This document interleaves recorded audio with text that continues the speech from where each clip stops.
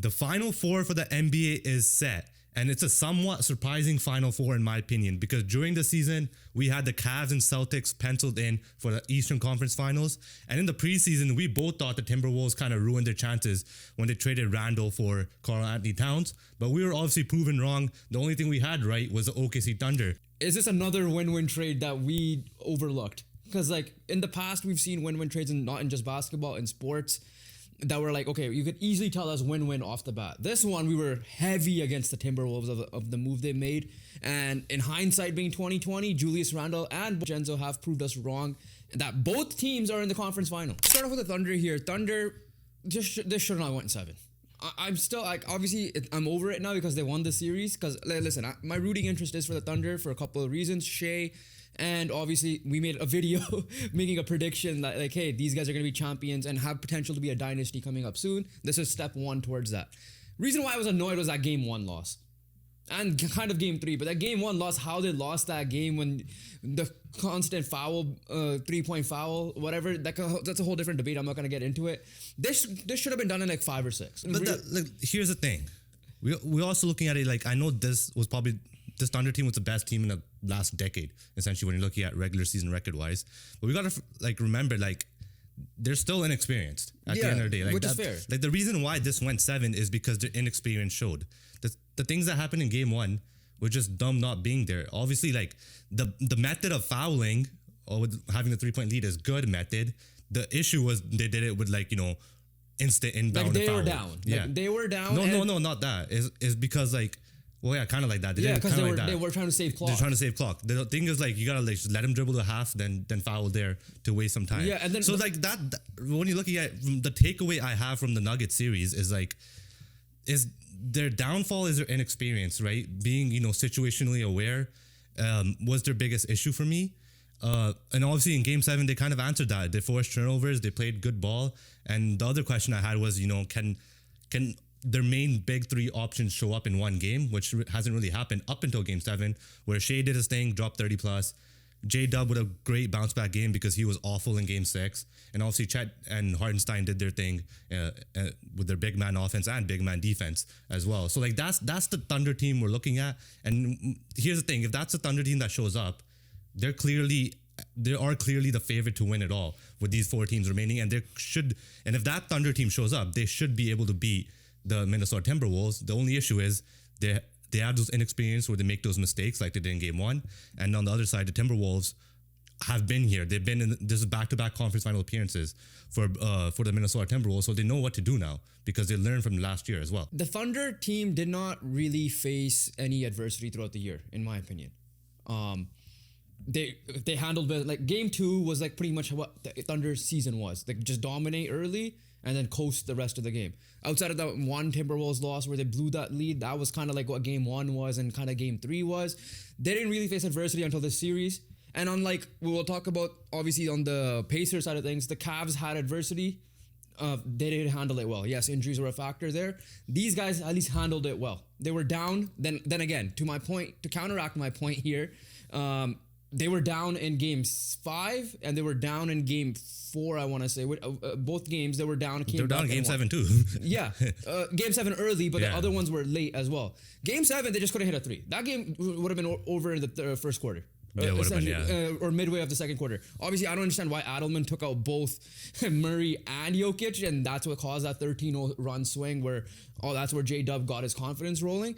But these guys face the adversity now, right? They went up against the MVP, probable MVP front runner. Some people, like your eyes, the winner as well. But they went up against these guys. Yes, they got lucky that Aaron Gordon did get hurt, and he was obviously not the same Aaron Gordon. But the defense they played overall on the whole team, the turnovers they caused, they learned adversity, which is now going to carry over into this series. Because these guys, like Shea, listen, outside of Game 7, I haven't seen that signature Shea performance fully, like how if we saw Anthony Edwards have that 45-point game against the Lakers or whatever he did even in the Warriors series, even then, right? These guys, yeah, you're right. Like for me, the reason why they have that experience now, whereas the T-Wolves coasted against the Warriors in a way. Not saying coasted because Curry got hurt. That's the only reason why. When you're looking at lack of adversity, you're looking at the Minnesota Timberwolves because they genuinely, like you said, they destroyed the Lakers. That's more so on the Lakers just being a shit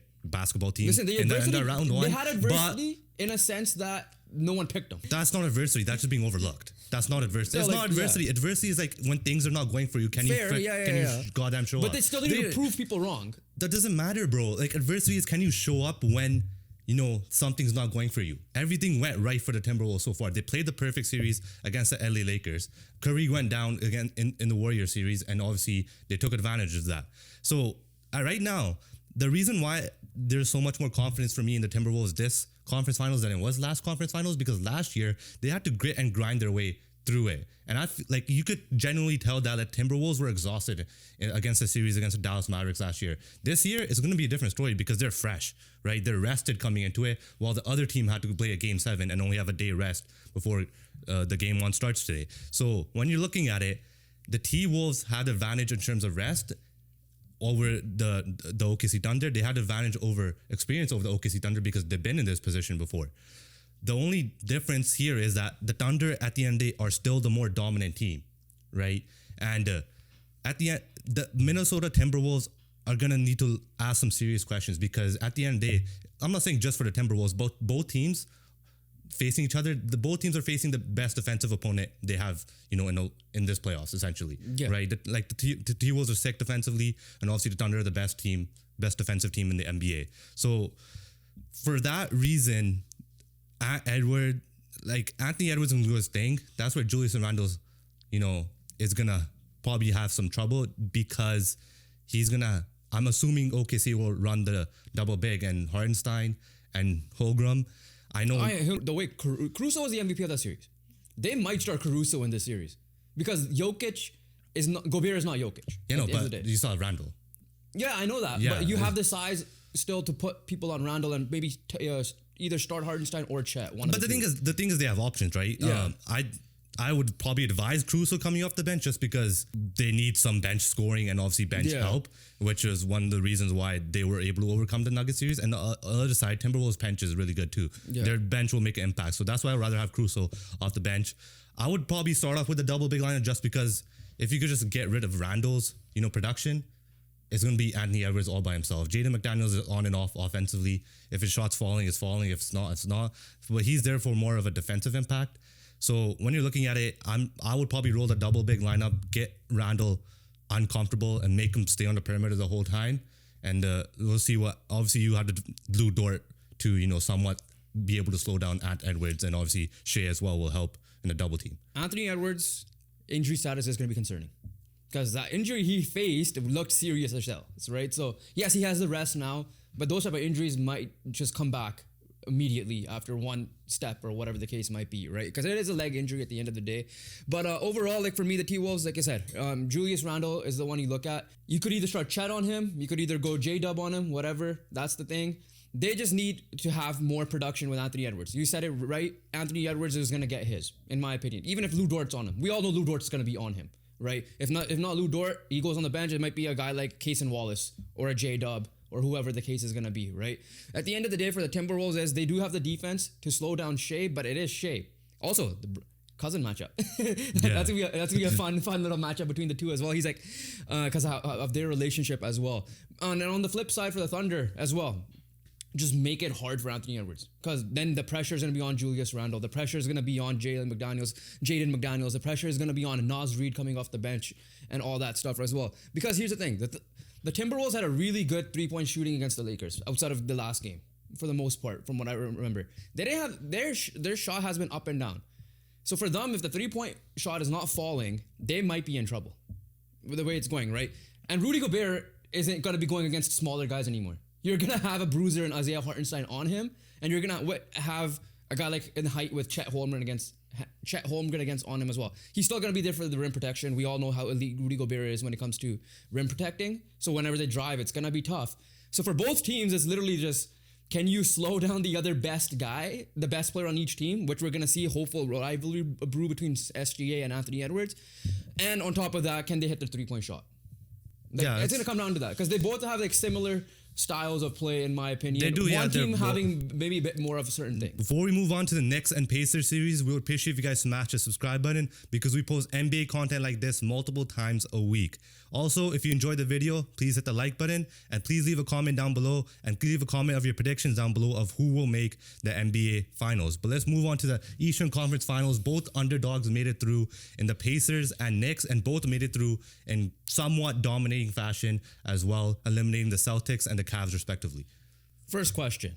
Did WWE script this? Yes, they're the masterminds behind all this with the Halliburton and Brunson. For some context, those of you guys don't know, Jalen Brunson and Tyrese Halliburton had a little stint in the WWE with Logan Paul, I think LA Knight, a couple of months ago in the offseason, I want to say. And fast forward now, those are all the memes that WWE has perfectly. But no, Triple H is cooking, I guess, in terms of NBA matchups as well. But when you're looking at it, in the second round previews, we did say if the Knicks and Pacers play their best round of ball, they will win the series, and they did play their best round of ball as well. So when you're looking at it defensively, both teams did show up and held the other opposing team. Knicks and the Pacers is in some sort of different ways. Obviously, the Knicks have their OGs and the Mikal Bridges and Josh Hart. The Pacers did it in a different way where they're like, let Donovan Mitchell get his, but we're not going to let anyone else get anything. Yeah. Because there were multiple 40+ point performances for Donovan Mitchell and they still lost the Cavs. That's because no one else showed up, and that's because the Pacers did a good job on everyone else, and they just did let Donovan Mitchell, do what Donovan Mitchell does. Unfortunate for both teams that to a certain degree they're going to be like, oh, the injuries happen. But the thing is, if you look at it deep down, for the starting off with the Pacers, starting off with the Knicks, the Celtics outside of Porzingis was relatively healthy to start the series, right? The Celtics should have won the series. Period. Point blank. Period. Oh yeah. Period. 100%. The Celtics should have won the series in 5. In our mid-season or mid-series thing that we dropped, they were up big on the first 2 games. They dropped those games, right? Then they won a game. When Jason Tatum had his best performance of the playoffs, one of his best of his career, which is the way Jason Tatum we saw, he went down and tore his Achilles. But the thing was, first of all, get well soon, Jason Tatum as well. He's probably done for the whole year, most likely as well. But going back to it, you cannot say because Jason Tatum went down, they lost that game. No, 100%. No, they already blew the game, chance. Yeah. Regardless, right? No, there's no chance, bro. There's no excuse. The Boston Celtics should have won this series in 5. Games 1 and 2 is no excuse. And then game 4, they kind of blew. They kind of blew, and Tatum was performing well. No one else stepped up, really aside of him. They won game 5, credit to them. That was like a more of an emotional win. Yeah. But overall, the inevitable happened in game 6. But when you're looking at it, in terms of the more dominating performance and a team that more lucked out, and the more dominating performance was the Pacers, in my opinion, even though the Cavs still faced injuries with obviously Garland Game and 2 Mobley. was the one where they missed. But overall, the Pacers still, got the job done. It felt like the Pacers, were the more dominating. In this one, it felt like the Celtics were in control of the series. But at the end of the day, you still got to give credit to the Knicks because we did say as long as they hang in there, they will take over in the 4th, and that's what they did in games 1 and 2, and obviously in game 4 as well. Yeah. So, at the end, you can't take away anything from the New York Knicks. But to be fair, if you're looking at it with a team that felt like they were more dominant and more deserved to be here compared to the both of them, because both teams, face injury, both the Cavs and Celtics face injuries, I would say it's the Pacers, because at the end of the day, the way they closed out game 5 was in dominating fashion, and they got it done in 5 at the road, whereas the Knicks, got destroyed by the Celtics in game 5. And the Knicks got destroyed by the Celtics in game 3 as well. So the Pacers had more dominating performances. Game 4 performance by the Indiana Pacers was insane. One of the best performances, the Pacers had all year. Listen, Tyrese Halliburton is shutting people up. He is, especially those that called him overrated. Yeah, to the point where Cooper Flagg is coming out after his draft lottery saying he's underrated because people think he's overrated for that reason as well. But now we got to look at the Pacers and Knicks itself. Obviously, these guys faced off against each other last year in the conference semifinals, where the Pacers won in 7, and that is due because the Knicks faced so many injuries in that series. And in game 7, it was literally just Jalen Brunson playing. He was slightly hurt. And he was slightly hurt. OG was out. Yeah. He gave it a go and got out in the first possession. But now when you're looking at it, both teams are healthy. The Knicks somehow are healthy because they play like 45 minutes a game from like game one all the way up to this point. But they found a way to do it. Obviously, there's still a slight concern with Jalen Brunson and his obviously ankle, which is reoccurring a little bit. But overall, this matchup is going to be tight. It's going to be physical. And both teams have played well defensively, and both teams' star players and their secondary options have showed up offensively as well. I'm going to ask you a question before I give my analysis. Raptor fan. OG. I'm in a win-win, I'll be honest with you. Like, I said this last year. I said I'm a win-win between... You're probably more OG. I'll give you a reason why. Because he wasn't part of the run. Exactly. Yeah. Like he had the appendectomy, whatever, the appendix issue. Yeah, that he the had. appendix issue. But like that's the thing. But like, at the end of the day, I'm in a win-win. I'm in a win-win. So, but when you're looking at the series itself, and you're looking at the matchups, obviously OG and Siakam is going to be the main thing. It was a main matchup, in the last year's semifinal matchup, conference semifinal matchup, because those two were going back and forth at it. Not in terms of like they were fighting each other. They almost did, low key, but in terms of back and forth, they were guarding each other. Obviously, OG being him solid defensively and knowing Pascal's game. There were some games where Pascal Siakam struggled, which was obviously fair because OG Anunoby is that good of a defender. So I feel like the similar matchup is going to happen again this time. But you got to give credit to Pascal Siakam because we thought he was going to struggle against the Cavs with Mobley and Allen inside, and he actually turned up for almost 4 of the 5 games as well. Yeah. So that matchup is going to be the key, in my opinion, of which team will perform better offensively. Knicks are the better defensive team. You agree with that? Yes, 100%. Obviously, minutes aside and all that, they keep the game close. We know who the advantage is going to, right? The Pacers, on the other hand, need to play to their identity, which is play fast. They're not a big half-court team. They're a fast-paced team. We've seen that throughout this the whole playoffs against the Bucks and now against the Cavs as well. Knicks, for me, Jalen Brunson's gonna get his. We know that. Probably Andrew Nembhard or Aaron Nesmith or whoever's going to be guarding him, right? Probably Andrew Nembhard. I am looking at Karl Anthony Towns once again to step up properly, like how he did last year to a certain degree in the Minnesota series when he was with Minnesota, and there were games where it was a Karl Anthony Towns game. I need to see that more. You're going to have Miles Turner on you. Miles Turner's been good this playoffs as well. He has the size. He could, guess what? Both of you guys are considered the 2 of the best big men, stretch bigs in the game. Overall, obviously one of them is an all-star, one of them is more of a role player. I get that, but he's gonna make it tough for you because we see Karl Anthony Towns needs to be the guy to step up, in my opinion, to help Jalen Brunson out, right? And then if it's not Karl Anthony Towns, then hopefully one of the other guys do as well. We saw OG Anunoby step up, we saw Mikal Bridges, Josh Hart step up, but one of them, I'm looking at Towns, but one of them has to step up mega to help Jalen Brunson out because we know what the game plan is going to be from the Pacers side of things, right? Flip side now for the Pacers is just play fast, slow down Brunson, get the game as wide of a margin as possible, and you guys should be able to win this series. The Knicks obviously easier said than done though. The Knicks obviously provided help for Jalen Brunson this year with adding obviously Towns and Mikal Bridges, but the Pacers in that series last year is kind of the only team where I was like shouting out the game plan, where like deny Jalen Brunson the ball as much as he possibly can because he is their main ball handler, he is their main facilitator, and obviously he's the main scorer. And if he gets the ball, he will do something, right? Whether it be make the right pass or make the shot, which he has been doing all his Knicks career essentially. So I know people got injured in that series, so it became more of an easier game plan to, really like double up Jalen Brunson and deny him the basketball because there was no one really around him. Whereas this year, you have a healthy OG, you have a Towns, you have a healthy Mikal Bridges as well. Yeah. So it's going to be tougher for that double